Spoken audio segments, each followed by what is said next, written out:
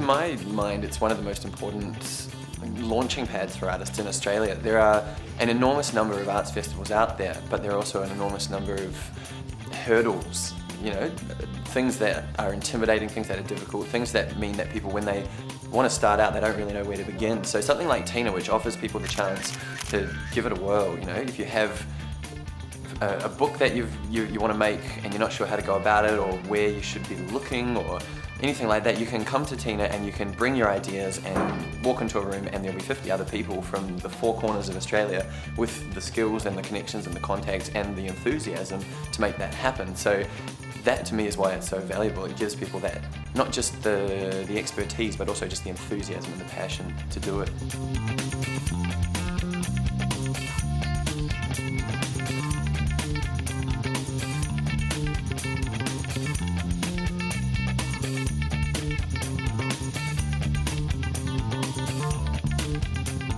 2004 was the first time I came to Tina. It was I was pretty much fresh off the boat from New Zealand because I didn't grow up in Australia and there's nothing like Tina in New Zealand, so I had absolutely no idea what I was getting myself in for. But yeah, I arrived and it blew my tiny mind, is pretty much all I can say. There was I think it took me 2 weeks to recover. I hitchhiked up the coast of New South Wales with all my notebooks and all the zines I'd bought and the books I'd bought and the people I'd been talking to, and just spent a couple of weeks on the beach chilling out and trying to make sense of it. But yeah, I don't think I ever actually really came back to earth after that. I kind of blasted me into some kind of weird creative orbit and I've been involved in Tina ever since.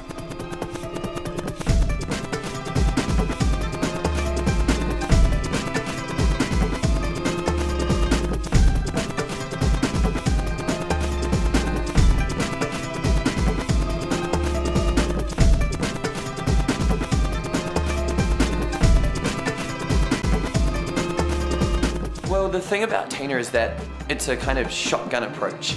You know, there are some festivals where you have two highlights and then there's a few other things that happen. With Tina, it's just madness, it's multiplicity. It's about there being 500 events going on at the same time and you just go to this and this and this and this. So the quality of Tina is actually the cumulative effect of all those events that you go to.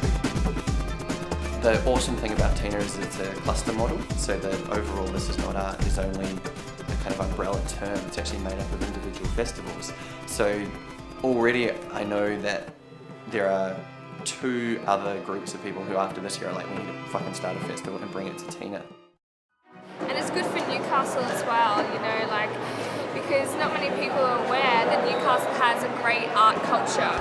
You know, we have film people, we have art students, we have dancers, you know, it's all art, and Newcastle has really got a really good art vibe to it, and the Tina Festival is really helping that out. So it's definitely grown. It's kind of it's taken on a bit of a cult status. We were really flattered this year that a lot of the people who originally came in 1998 decided to come back this year.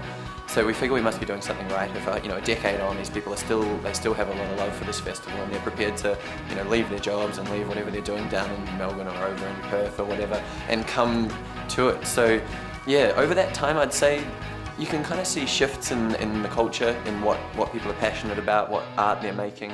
Absolutely, Tina's on the way up. There's no question about that.